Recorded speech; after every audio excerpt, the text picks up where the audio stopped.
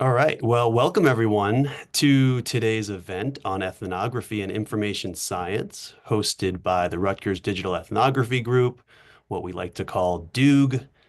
I'm Jeff Lane. I'm an associate professor at Rutgers in the School of Communication and Information, and I'm the co-founder and co-chair of DUG, along with Professor Melissa Aronchik, who I believe is on, who is also at Sky. And Bahar Badiye is our graduate administrator and has helped to coordinate and promote the event. So Bahar, thank you for all that you do. We have a faculty steering committee composed of Dr. Kaitlin Petrie, Dr.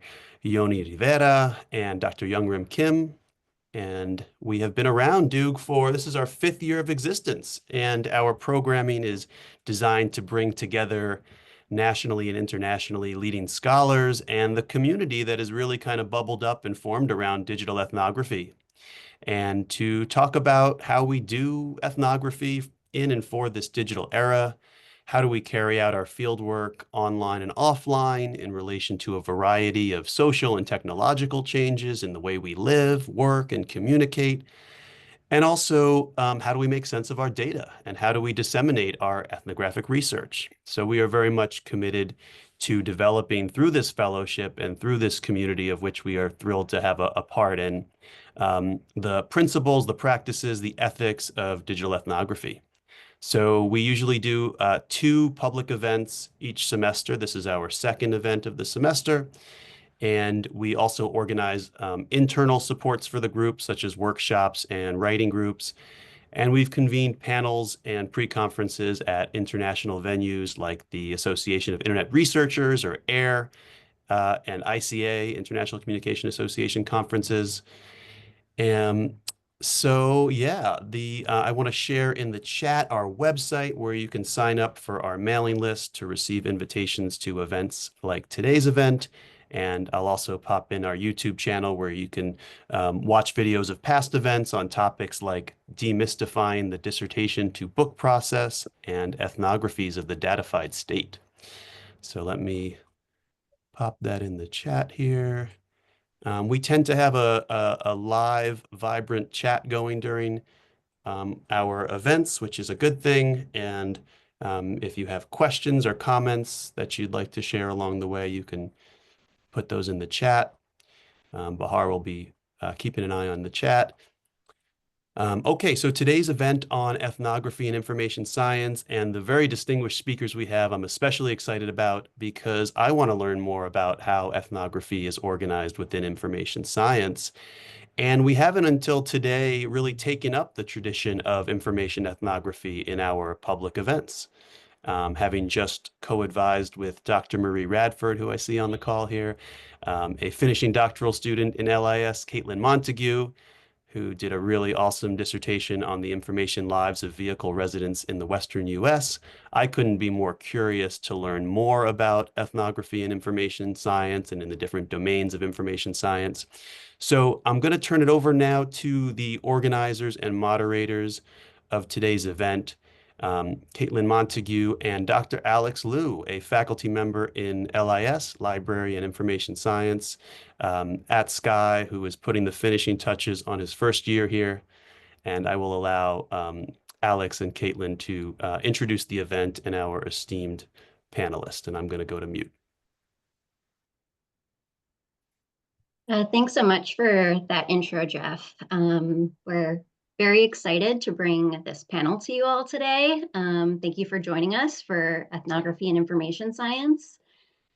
This is something that Jeff and I have been talking about for the last few years, and I've been having what feels like a million methodological conversations with Dr. Jenna Hartel, who's on this panel. So I'm very thrilled to see this come to fruition today. This panel is going to explore the intersection of ethnographic research and information science as panelists share their insights and stories from their fieldwork across different domains in the field. You know, ethnography is an underutilized method in information science, and our goal is to highlight some of the significant work that has to be done, not only using the method, or that has been done rather, not only using the method, but creatively and innovatively adapting ethnography to information science studies. So this past year at ASIST, I did a panel about ethnographic stories in information science, and then and Jenna Hartel is on that. And this year, we're hoping to do another one building off of that about the very specific parts of information science. And Alex is going to join us for that as well. So as far as the agenda goes, Alex and I will introduce our panelists. Today, we have a fantastic panel of information science scholars lined up for you. We have Jenna Hartel, Elizabeth Kazunas, and Maggie Jack. Then they'll spend about 5 minutes introducing themselves and their work. And then we'll jump into a moderated discussion that will cover the application of ethnographic methods in information science and also highlight how information science has contributed to ethnography. The discussion will then be followed by a Q&A. So you can add your questions in the chat as we go. Alex and I will be keeping track of them, or you can wait till the end, whatever is best for you all. So now I'm going to jump to introductions. It is my pleasure to start by introducing Dr. Jenna Hartel. Jenna is an associate professor at the Faculty of Information, University of Toronto. In the early 2000s, she was trained in ethnography at UCLA's Department of Sociology and has since been translating its tenets to information science. Like really a pioneer here. So over the last few decades, she has developed a particular interest in visual and arts-informed ethnographic methods. At the Faculty of Information, she also created a course called Information Ethnography and has helped more than 300 students conduct ethnographic pilot studies of their own design. She's also created instructional videos, visual research methods, and writing up research as thematic narrative, which are part of her INFIDEO YouTube channel. INFIDEOs, like information videos. And these are fantastic, and I use them to teach all the time. And they're really like nice, quick blurbs of this is what this is in information science. Jen, I think, is one of the few, how should I say, like homegrown methodologists that we have in information science. So we're very thrilled to have her here today. I'm going to turn it over to Alex now. All right. Hi, everybody. I'm Alex Lewin. I'm assistant professor at Department of Library and Information Science at Sky. It's great to have you all here, and I'm really excited to introduce you to our second and third panelists here, also my friends. First was Dr. Liz Kazunas. Liz is assistant professor of informatics at Ludi School of Informatics, Computing, and Engineering, where she teaches in a human-computer interaction design program. Her research in information science contributes to the fields of human-computer interaction, computer-supported cooperative work, and health informatics by examining the social and organizational context of health information systems, lived experiences of health datafication, and social impacts of AI. She received her PhD from the University of Michigan, master's from Syracuse University, and master's from Yale University. And Maggie Jack, Maggie Jack researches technology and work in a global context. Maggie primarily uses qualitative methods, including ethnography, interviews, design research, participant observation, and archival review. Her research is in conversation with fields of science and technology studies, human-computer interaction and design. She also contributes to popular conversations about the changing nature of work and the ethical dimensions of emerging technologies.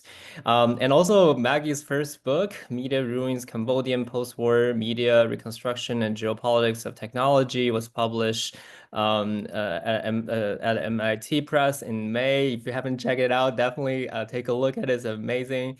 Maggie holds a PhD in information science from Cornell. And next, we're going to invite our panelists to kind of spend 5 minutes to kind of talk about their research a little bit, and we invited them to kind of share some of their ethnographic experiences, vignettes, or some specific moments that is really important through a photo or a couple of photos. So we're going to peek into how to do, thinking about ethnography and information science through photos and through a different kind of memories. All right, so we're going to invite Jenna first. Thank you, Alex. Hello, everyone. Thank you for the beautiful introduction. I'm going to forgo small talk because there's just so much to cover. I feel like the first thing I want to say is what I mean by information science, okay? Information science is a 100-year-old field, and we look at informational structures and patterns within the surface variety of life. And it takes a certain kind of training to look through a building to see its blueprint, or to look at a sweater and know that there's a pattern underneath it, looking for the informational structures and resources within the surface variety of life. And to do that, I have found that ethnography is a very, very powerful tool. The investigative sort of tenets and principles of ethnography and its toolkit can be applied to study information phenomena. So this first slide just shows a little bit about me. I'm actually in the information behavior area of information science. I studied ethnography, though, during my PhD in the sociology department at UCLA. And you can see that here on the left. And within those small photos are pictures of Weber and other big famous sociologists who are associated with the roots of ethnography. And I simply found that those great ideas that they gave us did not really all translate to the study of information phenomena. We had some different patterns, some different things we wanted to investigate. So I have spent the last 20 years trying to methodologically figure this out and extend and adapt ethnography, the study of information phenomena. And the little photograph on the right is where I am now, 20 years later, at the Faculty of Information at the University of Toronto. And in my little windows are three of who I think of as the great information science ethnographers. Lucy Suchman is in this tradition. Elfrida Chapman was the first information behavior ethnographer, and the great Susan Lee Starr, who has a super paper, Ethnography of Infrastructure, which I actually think is very much a kind of information ethnography. But if you could go to the next slide, and I know I must wrap up in just a minute or two, but my ethnographic sort of training ground was my dissertation for about 6 years of thinking and fieldwork. I arrived to my PhD as a passionate gourmet hobby cook. And I always thought what cooks did with information was fascinating. We collect hundreds of cookbooks, thousands of recipes, and that is a story that I thought had not been told. And so I used ethnography in my dissertation to study information within the hobby of gourmet cooking. And I, of course, went into homes. So I situated this in the home environment and interviewed 20 cooks in their homes. I also did field work across the social world of gourmet cooking, in cooking classes and the farmers market in greater Los Angeles, to come up with the story of information in the hobby of gourmet cooking. And so you can see I used a lot of visual methods, photographs of culinary magazines, and I did a lot of drawing and mapping of how information landed in the home. And the last thing I'll say as I wrap up is I am not a virtual or digital ethnographer. And I said to Kaitlin, are you sure you want me on this panel? I really have a strong connection to the material world and to documentary information forms. So hopefully our other panelists will kind of round out the view, but that is definitely my strength. And the two photographs in red are students of my class which I call information ethnography, with their ethnographic records. That's their field data that they've gathered on their own pilot studies. And we were just starting into analysis a few weeks ago. So I look forward to the conversation.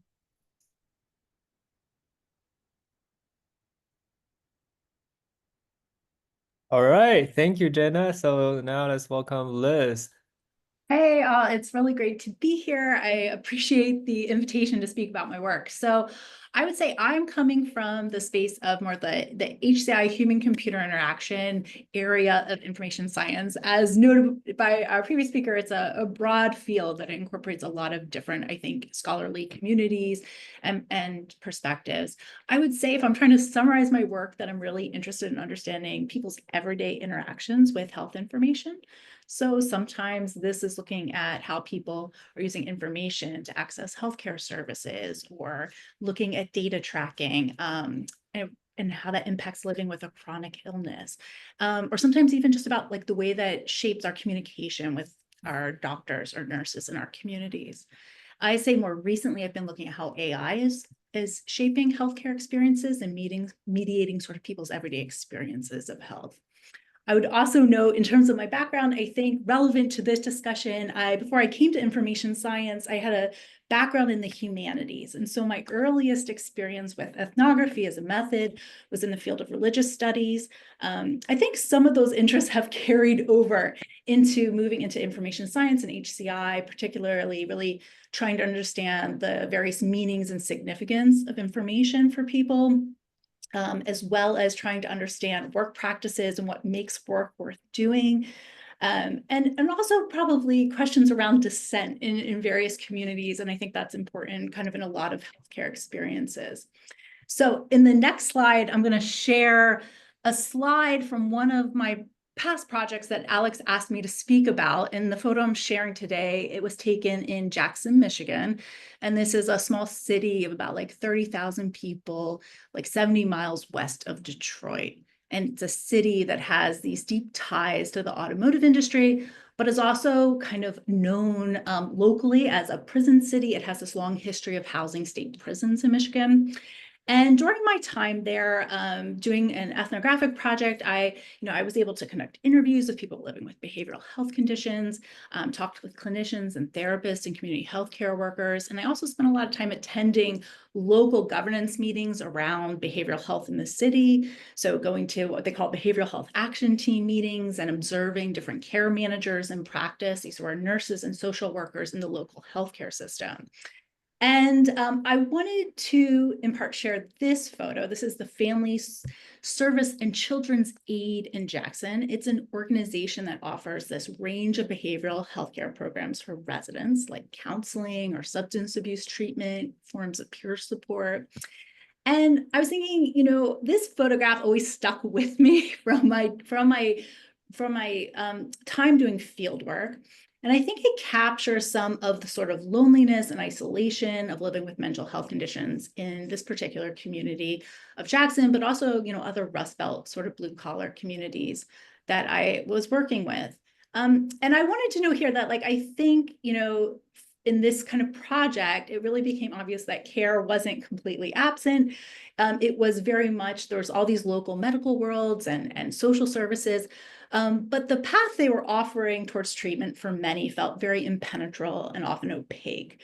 So for those standing on the outside of these services, you're sort of looking in, you see kind of a shadowy, distorted perspective of the city that gets reflected back at you. Many of the residents I spoke with would often, even when they were deeply in need of healthcare services, choose to pass by, to not enter, because as a system, it was so hard to find a way in. And even when you did, it was a very disorienting experience of navigating this fragmented and broken sort of infrastructure. And I will share one quote just to orient you. One of the residents who had lived with years for depression was trying to explain the process of getting help this way. Here's a resource and here's a resource, and then you call a service and you have to go through all these people. Half the time it's not even local. You have to replay everything to the person all over again on the phone. You get put on hold. It's so hard to deal with because you can't get through the system. It loops. So I just want to reflect on this a little bit in terms of information science. I mean, this looping nature of the US healthcare system, it really challenged my perspective about understanding the role of information as a researcher, especially sort of the deeply ingrained belief running through a lot of information science, and I would say HCI work, which kind of sees, the more information, the better. This is always a solution to almost any problem that you can have. And so we often kind of we kind of look at, information and access to information as providing greater transparency. But in my work, and this is an example, I think it can also just as easily obscure particular life experiences. And so I share this because I think for me as a researcher, ethnography has really kind of given me a window into this tension about, which is very common, I think, in a lot of healthcare experiences, both out into the community, in the digital worlds as well. And kind of it has shaped the way I think about designing technologies, what kind of interventions actually make sense within these worlds, and how we kind of think of these in terms of like also connecting to broader kind of socio-political interventions. So kind of really questioning how do we think about information in terms of the interventions we're making in the world? So I'll end there. Thank you, Liz. It's great to have you. And finally, we're having Maggie. Maggie, do you want to introduce yourself? And yeah, go ahead. Hi, everybody. Thanks for the invitation, and it's nice to see some familiar faces and some new faces. So I'm Maggie. I'm currently an industry assistant professor at the Department of Technology, Culture, and Society at NYU in the engineering school. So my primary teaching duty is to teach both master's design students and undergrad engineers. And I teach all sorts of topics like ethics and technology is my big course, but I also teach qualitative methods to designers and other writing courses. And I already feel a lot of resonance with my co-panelists. There are a lot of things I want to say, but once you had Starr and Suchman and Chapman on your slide, I think you got ethnography and information science, a big part of it for me. So I also like my co-panelists have a mixed background. My undergrad and master's degrees were in history of science. And I also have industry experience. So in between history of science and starting my PhD in information science, I worked in the tech industry for a few years. And then I also worked in international development.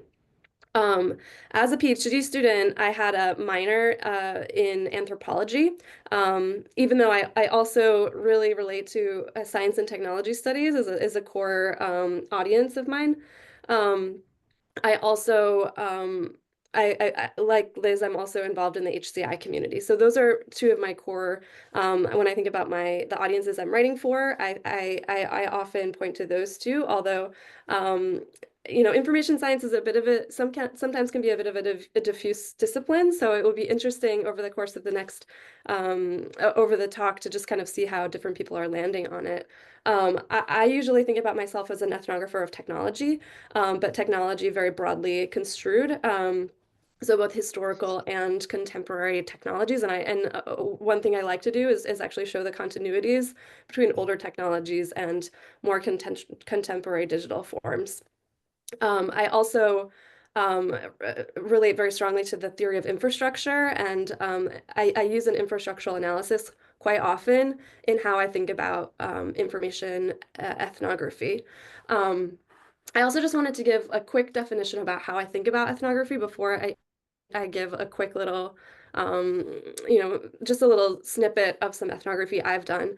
But I think about ethnography as not one method, but actually a family of methods. And this can include things like interviews, observation, archival research, participatory art projects. But all of these methods have the goal of direct and sustained social contact with participants or agents of the topic of interest.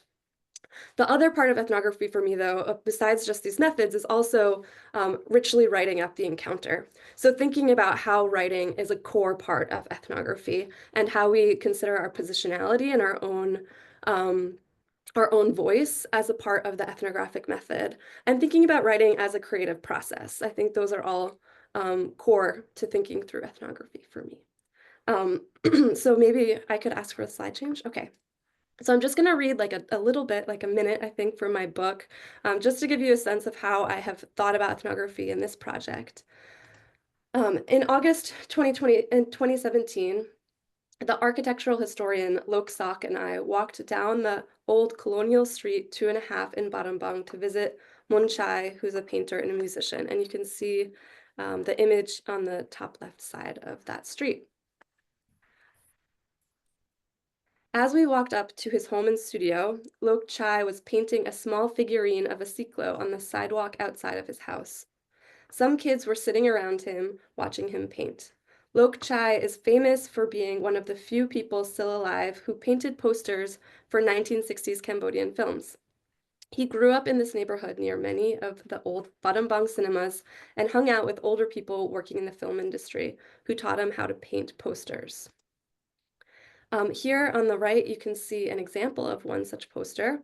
Though this is one from film stills, not one that was painted. Lok Chai told me, back then, when a film stopped running, I would take the canvas down to the river and wash the powder colors off and repaint a new poster for the new film. None of his posters remain intact. If you could go to the next slide. So in the back of his home, and this is actually the cover image for the book, for my book, this is the back of Lok Chai's home, and it is what is called the old Mike Cha cinema. Lok Chai was able to survive the Khmer Rouge period by telling the commune leader that he played chapai, which is a traditional Cambodian instrument, and he played music for the Angkar throughout the regime. After the Khmer Rouge, he worked for the Ministry of Fine Arts, which helped him get the house next to the old cinema. He kept the key to the cinema and showed it to me and Lok Sok, who is another friend who's with me. And in the 1960s, Mike Cha, this theater, was built as a theatrical hall. From 1970 until 1975, it was again used as a cinema. During the Khmer Rouge, it sat unused. In the 1980s, it was used as a theatrical hall again to show plays about the Khmer Rouge. Lok Sok and Lok Chai told me that there were no remaining records of these plays. They were never written down.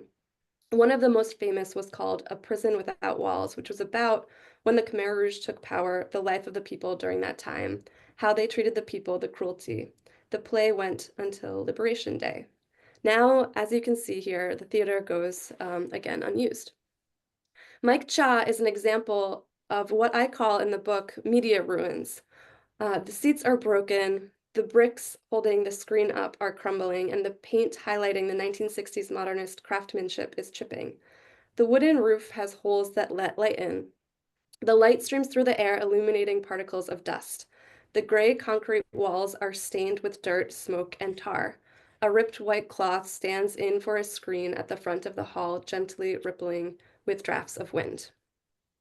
So I use this example of the cinema, but also other examples of how people in Cambodia have found media artifacts from before the war period, find them, repair them, and then disseminate them, often using social media.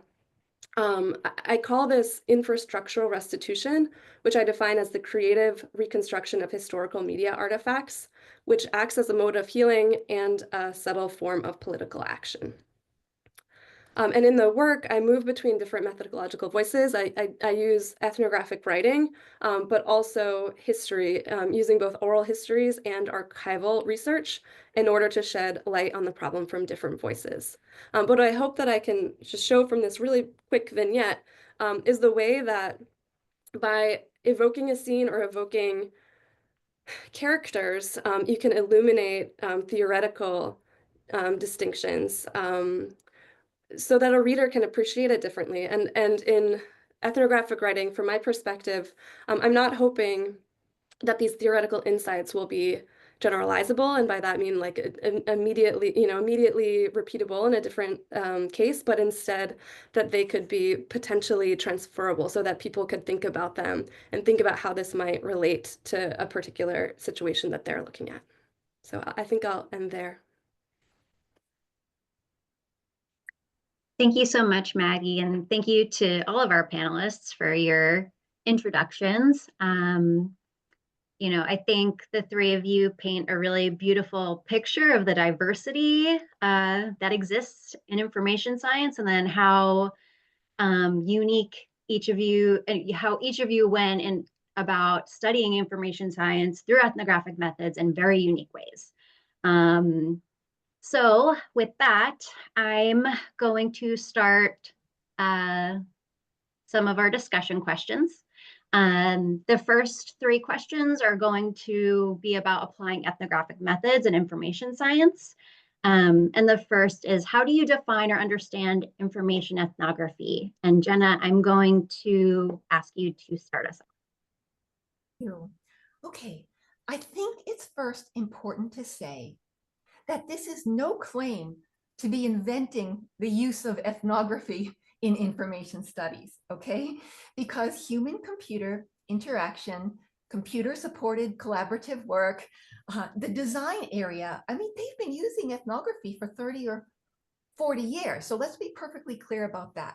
But what I am saying is that when ethnography is used in the context of information science, the focus of what we're studying becomes different. It's not in the sociological tradition a study of the social, per se. It's not in the anthropological tradition the study of culture. It's the study of information phenomena. So for an information science to say, I'm doing ethnography, just as ethnography from those traditions, would be kind of misguiding and misleading the information scientist. But if we say we're doing information ethnography, we know that that ethnographic lens is being focused on information phenomena. If you take all of the great classic textbooks on ethnography and scratch out the word social and culture that they use in every other sentence and write in information, then those textbooks would be relevant for us. But that is not as simple as that. So anyways, with that said, I consider information ethnography to be an extension or adaptation of the classical formulation of ethnography from sociology or anthropology. But there are methodological elements that are different, and there are methods and technique elements that are different as well. So let me go through those 2 things in order. So methodologically, we focus on different kinds of things, okay? We focus on information-rich sites. So the study of offices, the study of libraries, these are kind of natural spaces that we would study, but with information ethnography, but not only those sites, because information phenomena underlie all things in the world. So, you know, we could study doing laundry. We could study menstruation. One of my students is studying menstruation through information ethnography. But when we look at those contexts, we focus on information phenomena therein. So we're asking different questions. So methodologically, information ethnography asks questions about information phenomena. And I've used that word a couple of times, but let me clarify to say that I mean information behaviors and practices and experiences, which are documentary or social or embodied. I mean classification systems and information systems, information policies, and so on, information resources, information institutions. So these are the kinds of subjects that are at the center of our ethnographic investigations. So that's the methodological distinction. And it's a kind of informational storytelling that I think only information science would do. We have a saying in information science, we are always looking for the red thread of information and the social texture of people's lives. And I'm wearing my red thread dress. So yeah, information ethnography specifically focuses on that red thread. But the toolkit is different as well, because I think it's a mistake to think that the toolkit as geared in sociology and anthropology is actually going to capture these information phenomena. My experience is that it doesn't. So a different kind of semi-structured interview that first captures context, but then descends into information phenomena. And we have some special kinds of interviews, like the Information Horizon interview, that captures a map of different information phenomena. Certain kinds of guided tour interviews that a person can take you through an information space and show you. These are particularly good for studying information phenomena. Visual methods are very, very powerful. Different kinds of photography and drawing activities to draw information phenomena. Because, something we can puzzle over later is like, how do you apply ethnography to like a classification system? I had a student try to do this. You can't interview a classification system. You can't even photograph it really. So this is like, in a way to figure out information ethnography is to think how you would study a classification system. So obviously different kinds of interviewing, different kinds of visual methods, And my weakest area that I'm hoping others will round me out on is naturally kind of a digital and virtual and online toolkit for capturing stuff happening in virtual realities and online social worlds and different kinds of online transactions. But refining all of those specifically for the study of information phenomena. I'll stop there. That was my basic definition. Jenna, thank you so much for that. Maggie or Liz, would either of you like to respond? I'm happy to jump in.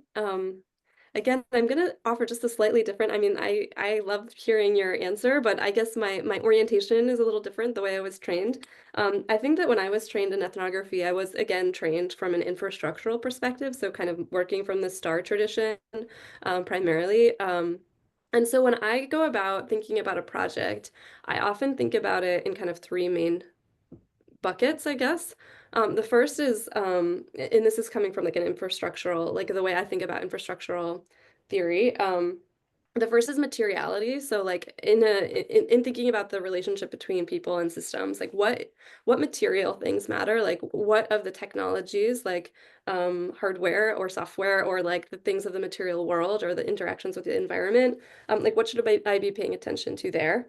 The second thing that I like to look at is work. So like what work are people doing to make those material systems work for them, or what work do they need to do to, make money? Like what do they need to, what kinds of work are they doing? So first materiality, second work, and third is relationality. So like what are the relationships we see between people and machines, or people and the environment, or whatever, like looking at the relationships, and through those relationships understanding power dynamics. Yeah, I could say, okay, so that's like infrastructural analysis. So that's kind of where I start. I'll give one other answer. I've been thinking about this a lot through my teaching too. And when I explain to students different components of ethnography, I also say, I give them 4 components to ethnography, the way that I think about it in a information science and technology studies perspective. The first is the role of theory. So thinking about theory as both a precursor, a medium, and an outcome of ethnography. The second is the centrality of culture. And by that, I don't mean just like culture in like how people are working, but also how are people making meaning? That's usually what I think of when I think of culture. The third is a critical focus. So again, this appreciation of power dynamics, which I mentioned in the infrastructural analysis.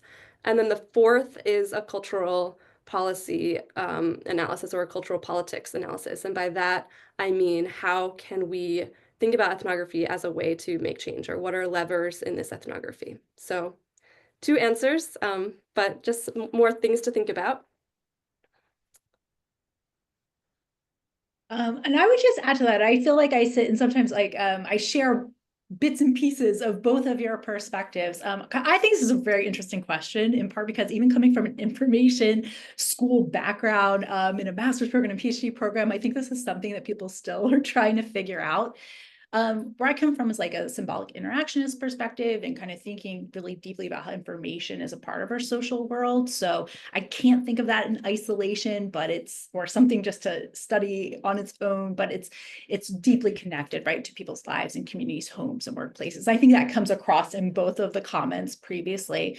But one thing that does strike me is this kind of question of what's the information story that we kind of maybe focus on, or try to really unpack and understand those relationships between people and information. And for me, that's something that definitely has played out in my own work, and also in the field of kind of the health informatics space in particular. So you'll see people really honing in on particular systems and technologies, like doing ethnographies of electronic health record systems in particular communities. And there's beautiful ethnographies on that. I think of like Karsten Osterland's work in Syracuse, but also people who are looking at these digital spaces, like Patients Like Me, or the quantified self movement, or and increasingly it's like it's a challenging kind of question to kind of like, where isn't information? It's all in these different spaces. I do think sometimes the focus on just the digital can kind of blind you to these places where it's like interesting, like that materiality that like I think Maggie was pointing to as well, the relationships kind of these so much impact kind of the way we're experiencing or using digital tools and technology. So in my space of healthcare, I often try to really pay attention to not just, the information story isn't one that's usually just within that digital space. It is one which is very much like a part of people's home life, or it's a part like the bodily experience, and you're really paying attention to these like that, the actual kind of way chronic illness is shaping your experience of the world around you. And I think that makes it interesting. It's like, what is information? How does it play out in our world? I think that's still like a question for the field. And it's one that kind of gets represented, I think, in these different studies with like different emphasis. Thanks so much, Liz. Okay, we're going to move on because we still have a fair amount of questions left.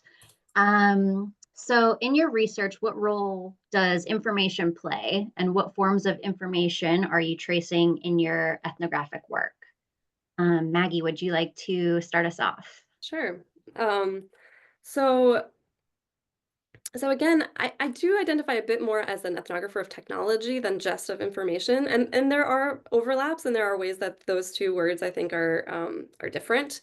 But I will answer with like what role does technology play, because even I think technology can it can be so many things, and I do think it's interesting as an ethnographer of information or of technology to kind of play with these boundaries about, like, in our own writing and in our own methods, pushing at the boundaries of what is information and what is technology. So I'll give you an example from recent work that I'm doing. I'm currently working on a project about the way that technology has changed the urban experience of living in New York City post-pandemic.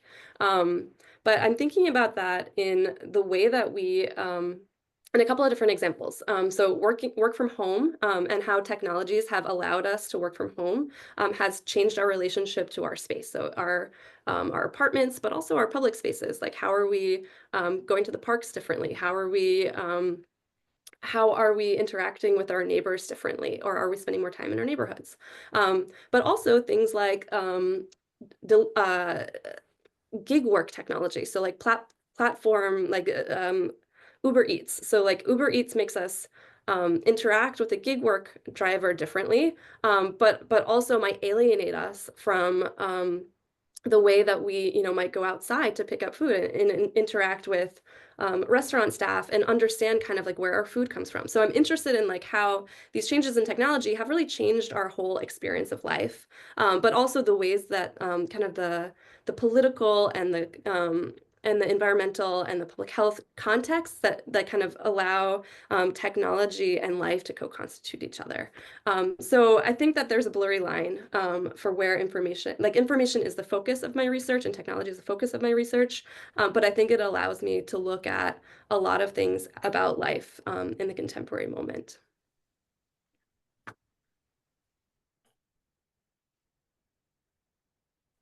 Thank you so much, Maggie.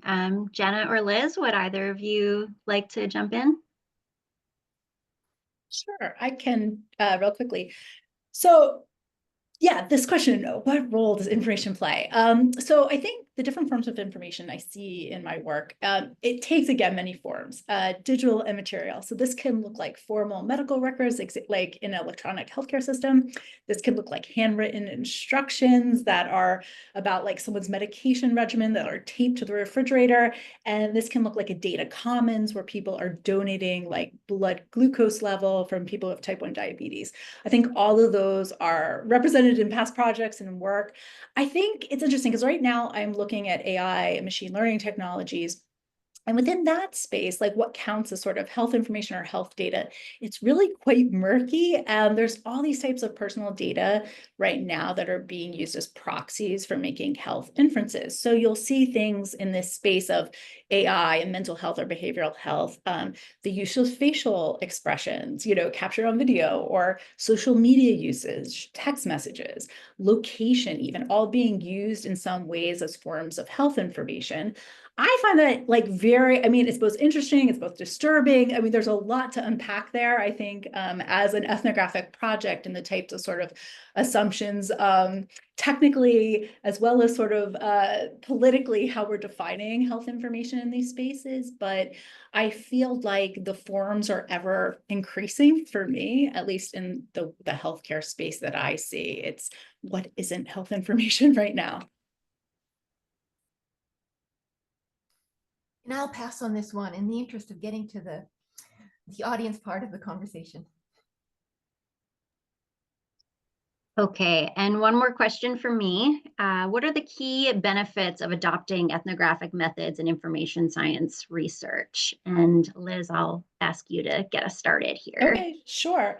So again, I'll speak from my perspective, kind of in the HCI space of information science, but I think absolutely when you're looking to create an intervention in any kind of social world, I think you first need to be able to understand the relationships between people and information and technologies, and the worlds in which these are embedded. So kind of helping you to tease out and see the significance and meanings of all those human, non-human relations is something that ethnographic work really helps you provide a lens into. And then I think too, for like people who are interested in sort of the role of information and the design of technology, really grounding, and this comes from Suchman and a lot of people's work in this space, right? But giving you a situated and contextual understanding of like what people's needs are. And I put that in quotes because, that requires a lot of careful attention to how we're defining it. It can help you kind of really think like who a user is, who's benefiting from this technology and who's left out. I think that's also like a Lee Starr kind of point that she often made in her writing. And I would say that's also like a real ethnographic gift to the field of information science. And then also too, I think we're kind of seeing in some ways like an opportunity for like these new spaces when we're looking at AI and the scale and scope of these really complex socio-technical systems. I think ethnography again provides this like lens for exploring, what's this lived experience of data and information, not just a creation, but the way it's like impacting communities. And so I think there's a lot of opportunities for interpretivist methods like ethnography for thinking too about like, people's experience, but also doing close readings of like machine learning training data sets and kind of the worlds in which they're constructed and come from. And so it gives you, I think, different ways of seeing that as an information system that involves like the social, involves the technical, in ways that just, I think, straight up like even qualitative methods of just like interviewing people is not gonna like bring out that nuance and contextual perspective. So that would be what I would start us off with. I can jump in, but I will be brief. I would say, I mean, there are a lot of reasons. I love ethnography. I think there are many reasons that it's useful. I'll give 3 that I think it's useful. One, in the context of design, I think it helps us build better products, services, solutions, because of the contextual understanding, kind of mirroring what Liz was saying. 2, I think for theory building, a practice perspective, looking at what people are doing rather than what they say in an interview gives us better ability to understand what's really going on and will help us build better theory. And then 3, from a social justice perspective, I think that the legacy of ethnography has within it a critical theory perspective that I think, again, looks at these power dynamics deeply. And in that way, I think allows us to think about what's really at stake in the context of our research.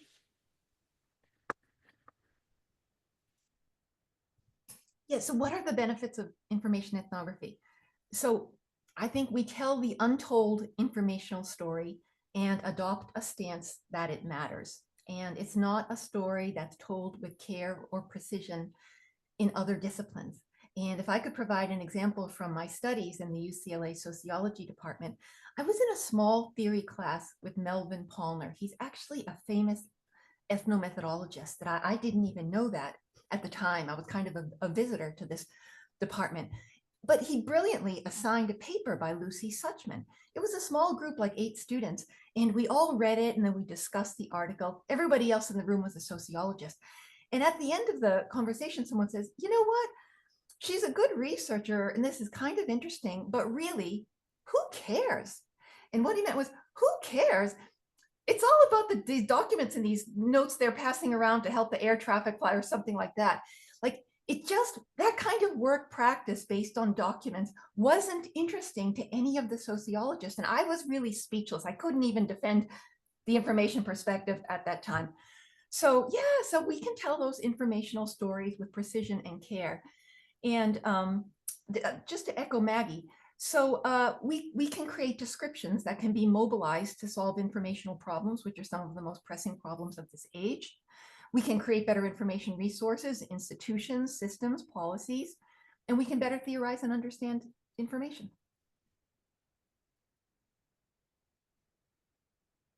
Thank you all. My sincere apology if there are any sociologists in the room. I should not be stereotyping all of them. I'm sorry. Yeah. Thank you all so much. I'm going to hand it over to Alex now. He has a few more questions. Yeah, thank you. This discussion has been really inspiring, really thought-provoking. So the second part of our moderated discussion will focus on how information science can contribute back to ethnography. And we prepared 2 questions for our panelists. The first question is, how does ethnographic research in information science differ from, general ethnographic research? I mean, like you already touched base on this a little bit, but if you can articulate this a little bit more, that'd be great. So Jenna, do you want to go first?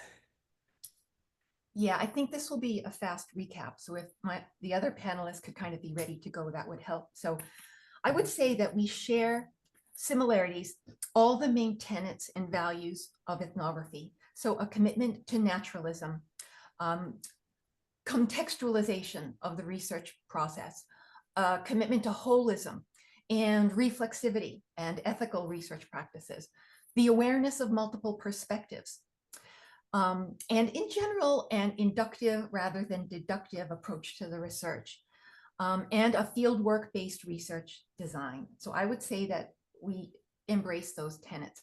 But then as we go off into research, as I already mentioned, I think we commit to different kinds of research questions and focus especially on different kinds of phenomena, and have a slightly differently geared toolkit in how we ask questions about information. I mean, this is something we could actually spend a lot of time on, is how you talk to people about information. And my students are like, well, they know what I mean when I ask about information. I mean, this is actually also a bit of a riddle.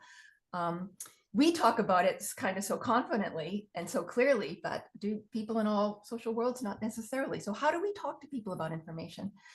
So the interviewing process, different kinds of visual methods, what works best, different kinds of digital and online methods as well.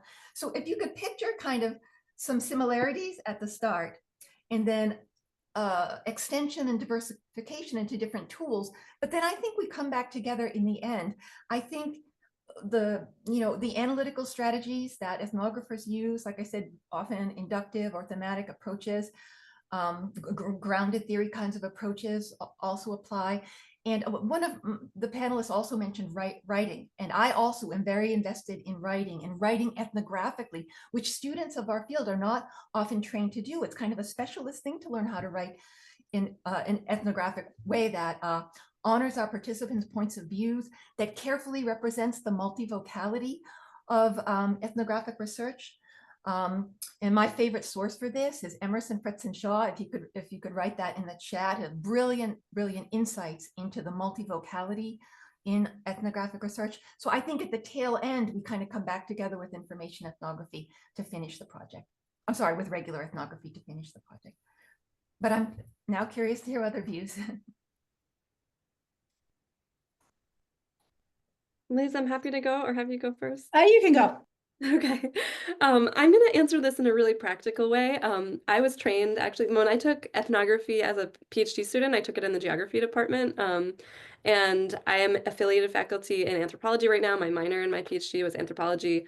So I see a lot of similarities between what I do and like general ethnography. However, I will say like the main practical difference between my job and like somebody who's my, anthro colleagues is my students. So a lot of my students are interested in designing technology. And I think that that is one major difference, thinking about how, the practical applications of technology ethnographies for design. And yeah, so I think that, and then of course, like I tend to focus on technology in my field work, but I think that like again, technology is so big and encompasses so much these days. And a lot of ethnographers from anthropology are now increasingly interested in technology because technology is just a part of our lives. So I don't know. I mean, I might push back even against this question a bit about like, does there really need to be a difference between I don't know. I don't know if it's really different, information science, ethnographic research, and general ethnographic research. But I'd be curious to hear more from the co-conveners about if they think there is a big difference.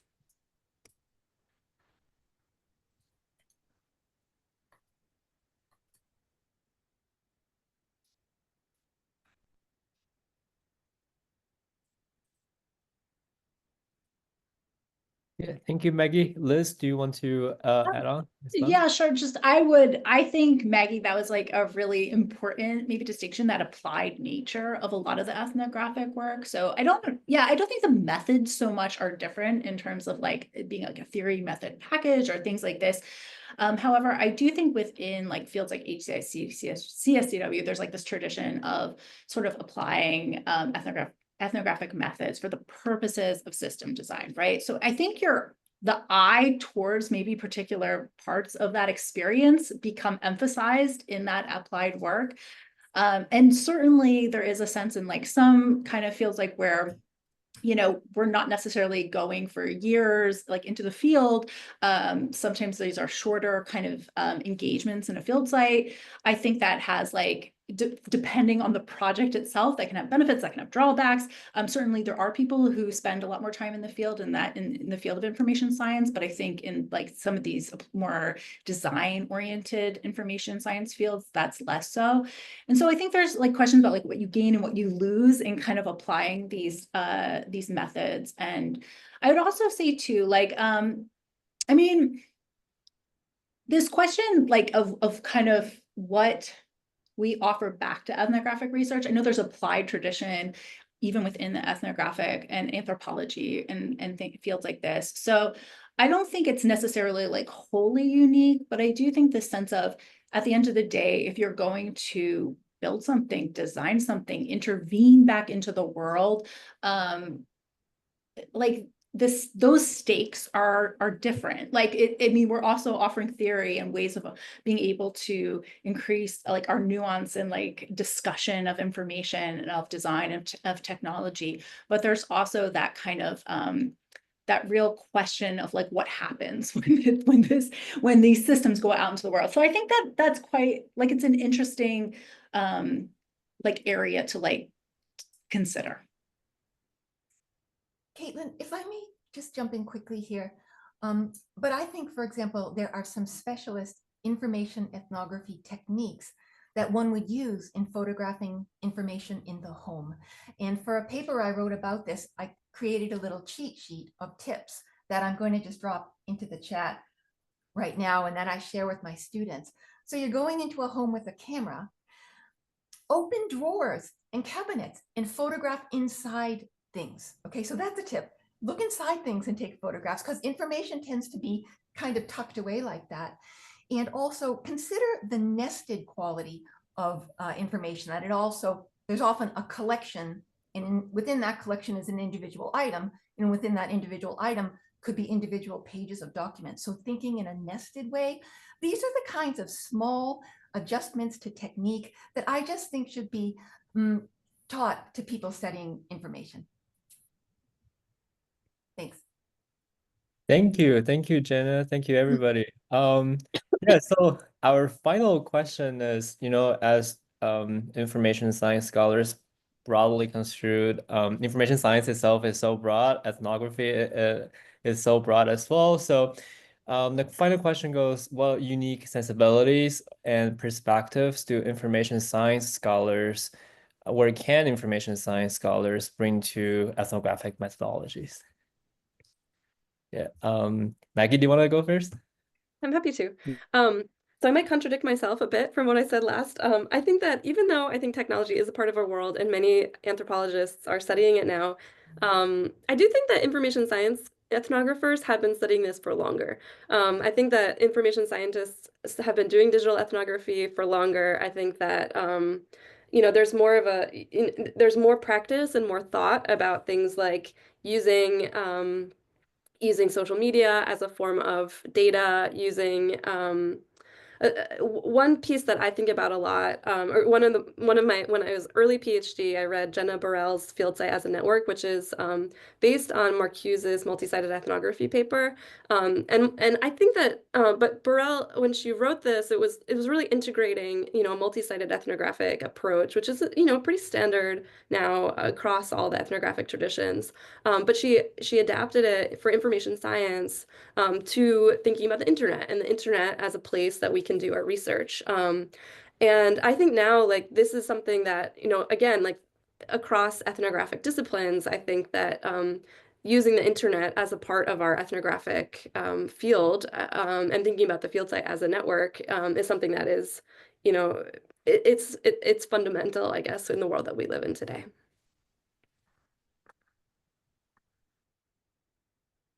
Liz, do you want to go respond to that? Yeah, no, I mean, I would echo that. I think that was a great way of describing it. I mean, it's a challenging question, unique sensibilities and perspectives. I mean, I think coming up through the information school world, I feel like you are very much from the very beginning given this like socio-technical perspective of information, of technology, and you kind of are oriented from that point of view in the beginning.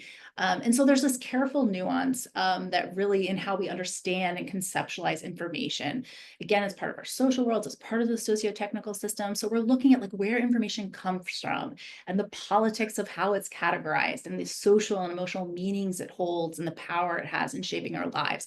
So it's not just like distant, like flat thing. It is really an actor. And I feel like that's, for me, like information science as a field, and the ethnographers who are working in that space have done so much in kind of creating that language, that vocabulary, those ways of kind of being able to see information in these like multifaceted ways.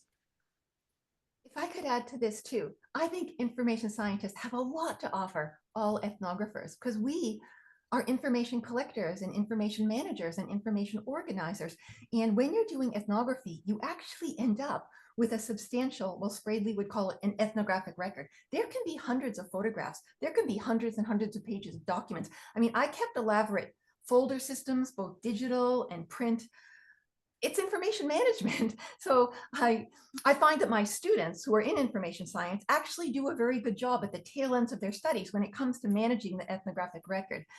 So that's something we have to offer. And then also remember, Lee Starr also wrote a brilliant paper. This is one of my favorite papers in information science that makes a case that the classification work that information scientists do for document collections, like library collections, has very similar properties to the grounded inductive analysis that ethnographers and social scientists do when they're doing analysis. This is a really interesting relationship between the librarian and the ethnographer right there. Thanks.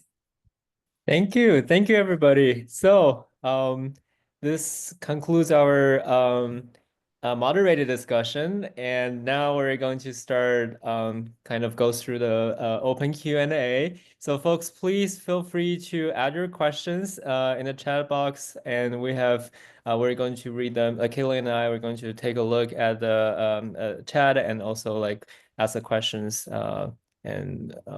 So we have two questions right now. I guess we can go start from this question from Josh. Could any of the panelists speak to the experiences with autoethnography or the mixing of alto and traditional ethnographies. I'm curious about emerging technology use and whether it makes sense to hear from the author and the community, especially if the author finds themselves as a member of that community.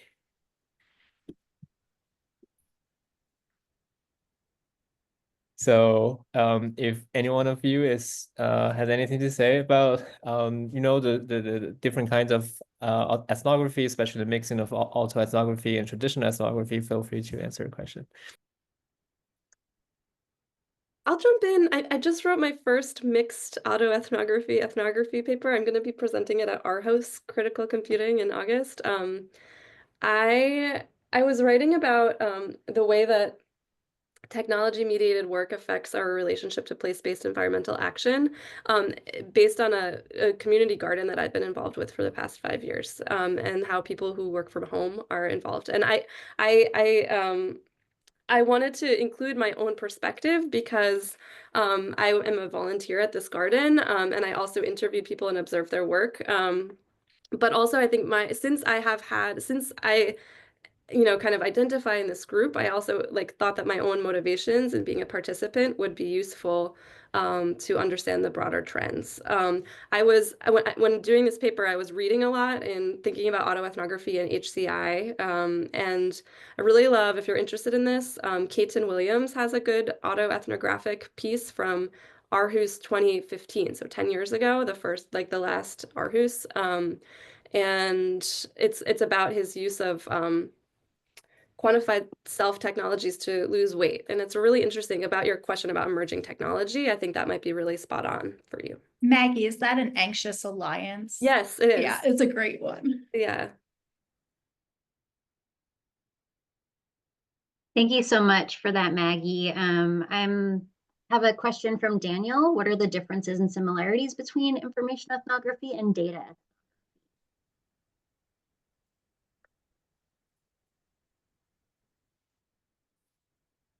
Sorry, I didn't catch that. Could you repeat that one again? Sorry. Daniel asked, what are the differences and similarities between information ethnography and data ethnography? A really good question. Jenna, I don't know if you have strong thoughts about how, we're thinking about the granularity of information versus data. So is data ethnography an established approach? Can someone help me with that? Maybe our panelists? Because it's not something I recognize.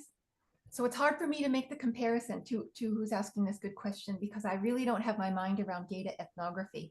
But I do consider data kind of a component of information. So I don't know, they may have some similarities. Yeah.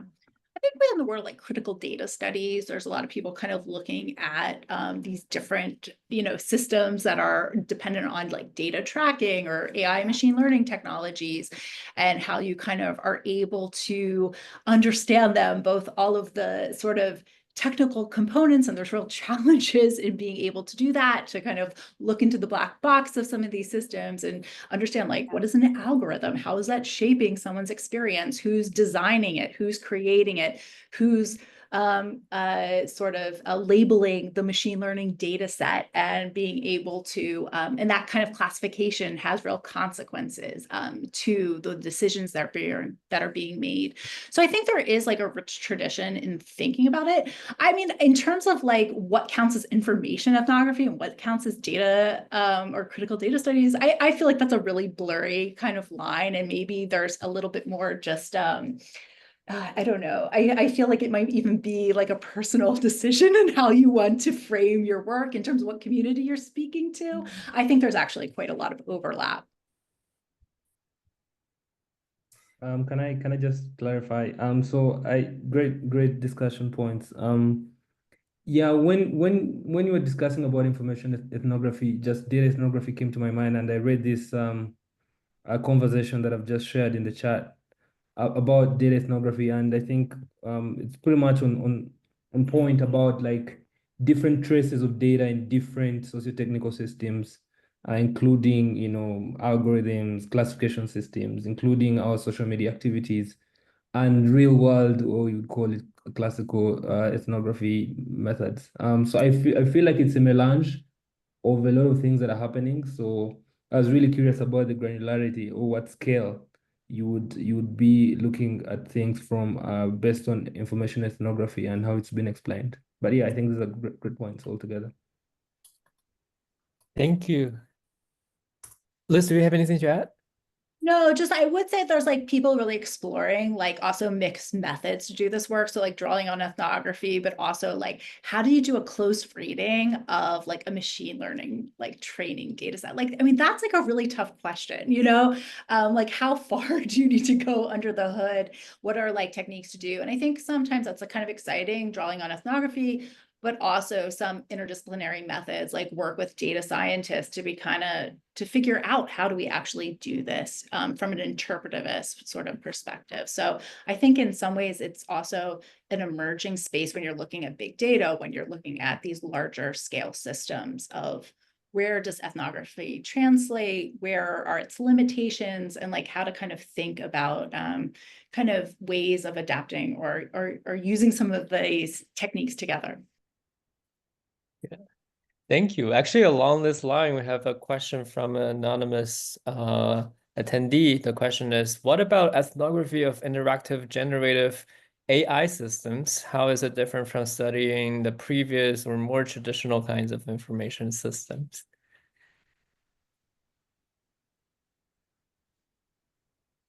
That is a frontier question. It is a good question. I do not have an answer.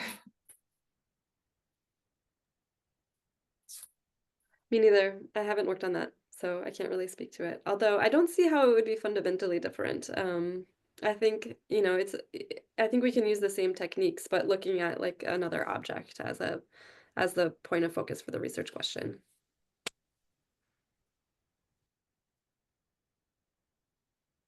Yeah. Definitely, thank you. And also I think about also probably we can also open up the idea of AI system, right? Thinking if like in line with what Maggie was talking about, thinking about AI as infrastructure, AI as network, right? Like thinking about how to trace different socio-technical, political actors in the making of the AI system. So yeah, thank you all. And the next question I have is still along this line. So how can we conduct ethnography with teams that work and meet remotely? And individual work practices are also, you know, of interest, but I'm not sure how one would build relationships and conduct long-term observations as kind of in that context. So thinking about the collaboration or collaborative nature of ethnography. Maggie. I can talk to this because I was hired to do an ethnographic postdoc in like February 2020 or something. So I started in July 2020, so deep in the pandemic. So we had to quickly pivot our in-person ethnographic, like shadowing workers in their homes plan to a diary study, which actually worked. It was really interesting for me to like extend in-person ethnographic approaches to virtual diary studies. So what we did was we did an interview that was about a half an hour, and then 7 contiguous days of where I would write them an email, like a pretty, you know, thought-provoking email, and they would write me like a paragraph back that like requires some reflection. And then at the end, after 7 days, we would do a closing interview where you know, we would go through the responses. And it was interesting because like, even though we were in person, I feel like we were able to develop quite a lot of trust. And the final closing interviews, because they had touched base with me so many times, like I feel like there was some real rapport, and like there was, you know, they were quite open and like personal and emotional, and in a way that I felt like I was surprised to see that could happen with a virtual engagement. Thank you so much, Maggie. Okay, I'm going to ask this question from Alex. As information ethnographers, how do you see the reflexivity in your work evolving as you increasingly become experts in your field? Do you find it difficult to maintain a stance of ignorance in your work?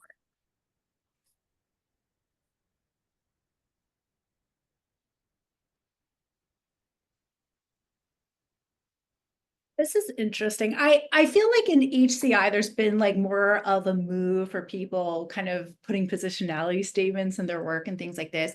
For me personally, like doing an ethnographic work, I feel like because I'm some of my work is like purely like thinking about like what's the information kind of needs in this community. It's like pre-design, you know, it's just like what is it like to live with this health condition.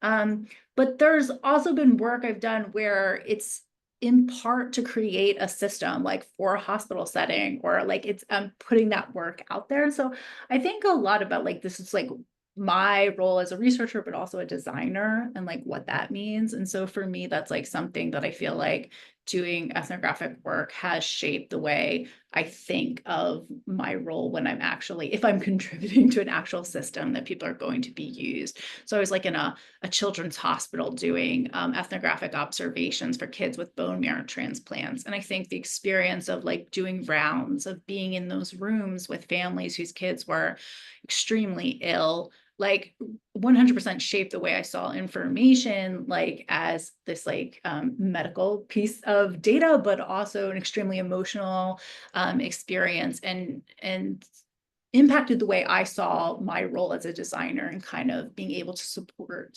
particular types of needs. So I definitely think it's something that comes up in almost all of the work that I do.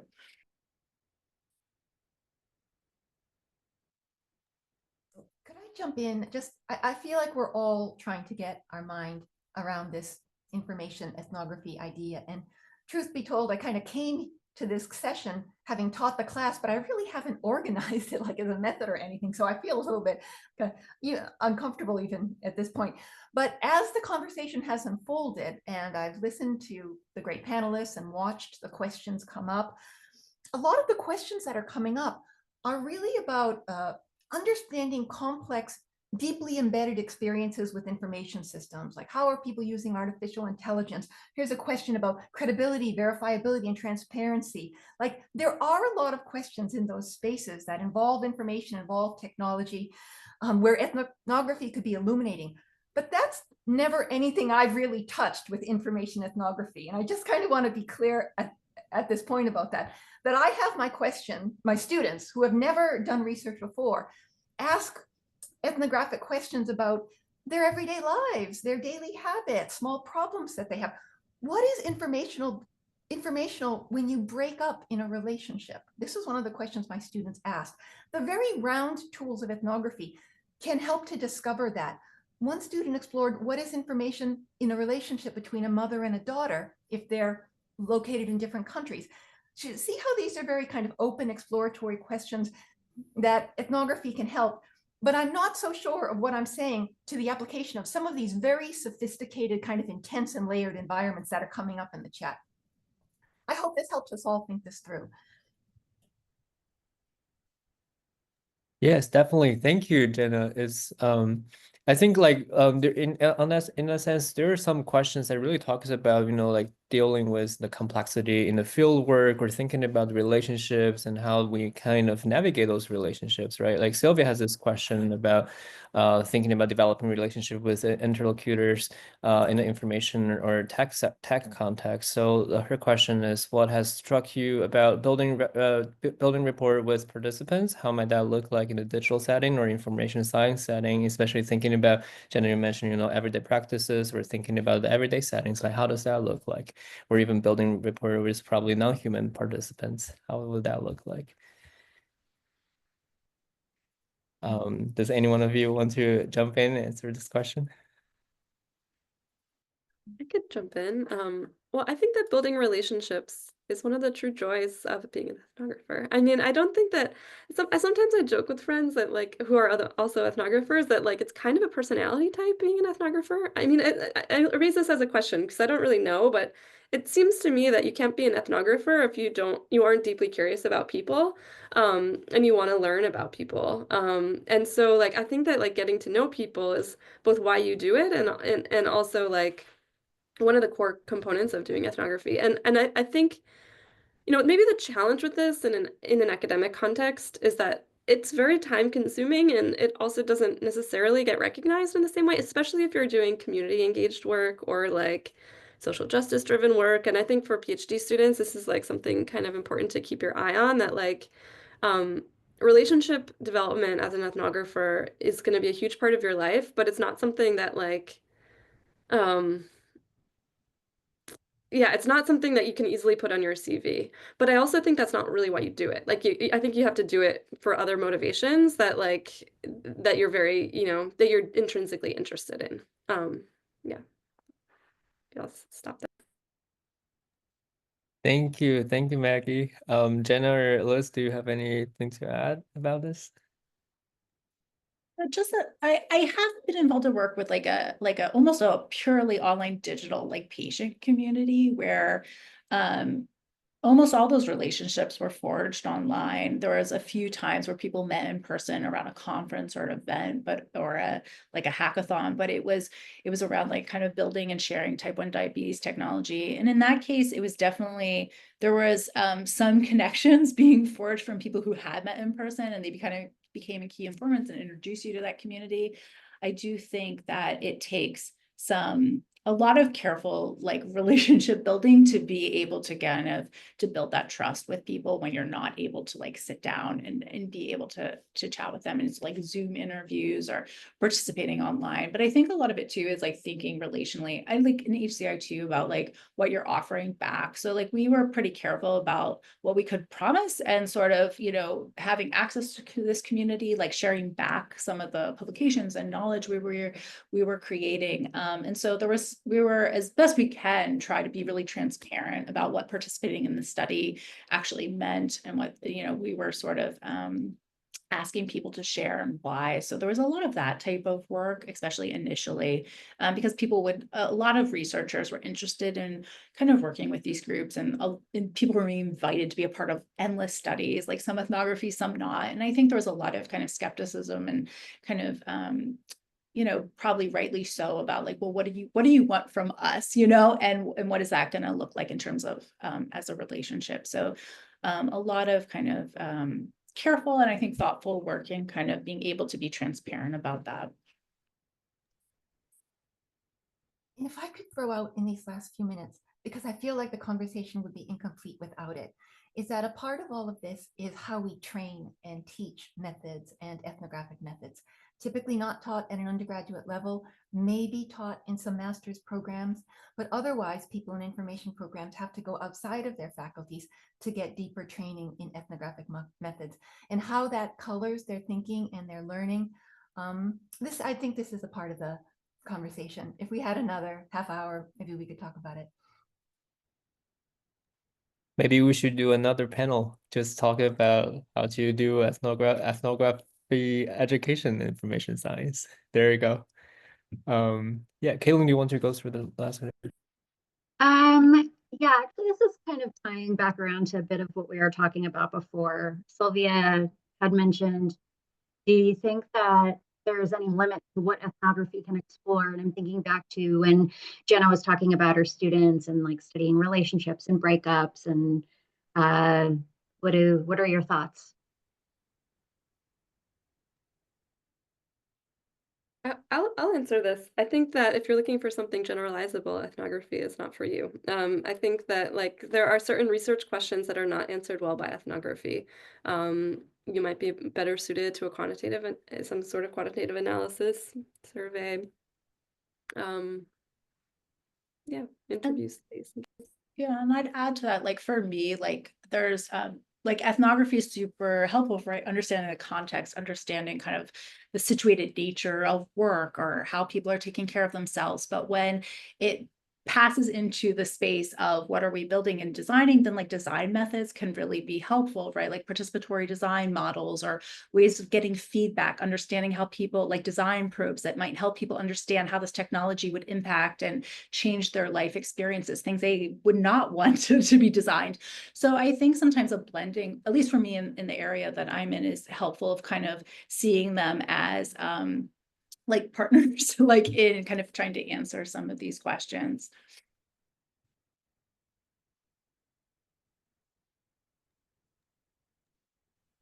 And I'm gonna ask one more. I think we maybe have time for one more. Panara asked, biggest mistakes when doing ethnography? I think this is a fantastic question and something we don't talk about enough across disciplines.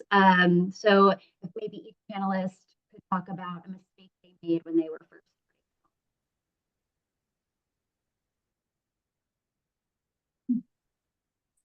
That's an interesting question. Or a mistake you made yesterday. I would say like the first project I was a part of, I just don't think I was my first year of a PhD program and just like very eager to get any kind of training and experience. And I jumped into a project that I don't think was a field site that was like a place where I was able to not only ask the questions, but like I didn't feel like I could offer like any kind of reciprocal like relationship with that community. And there was one thing that got published out of it, but a lot of that data remained unpublished. And I didn't feel right publishing it, to be honest with you. And it still is sitting in a filing cabinet. And I don't know if it's like a mistake. I think I learned a lot from that experience, but I feel like being not just like jumping into any kind of opportunity, but like, taking that time to really be thinking about your kind of the community you're going to be engaging with or the field site you have access to and like why you're the right person to be there can be that was an important part of my learning experience early on. My biggest mistake that was through all my interviews and fieldwork, I was afraid. I had so much social anxiety in sitting down and interviewing someone, and I wish I had not been.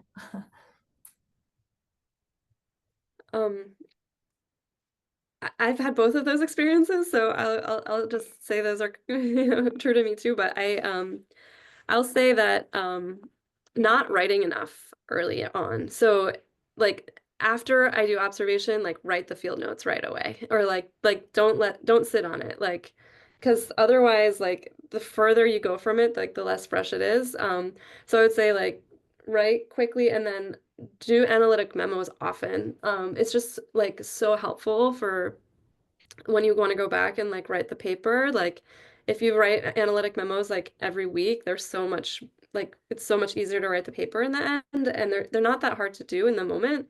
And I always kick myself when I don't do them. And they also really help me like tailor my questions. So like iterate the process as I go. All right. With that being said, thank you so much. Thank you, Maggie. Thank you, Jenna. Thank you, Liz, for coming here. And thanks to our amazing audience. Thanks for engaging with us, asking questions. And it's great to see you all. And please follow the YouTube channel. There are recordings from past panels, and we're going to have future panels that are talking about ethnography in different domain, different areas. And I would love to see you all again. And Jeff, do you have anything to add? Only thank you, and it's a pleasure to see all of you. Thanks for having us. Thanks, Thank you all so everybody. much. It was so good to see you. Thank you. Bye-bye.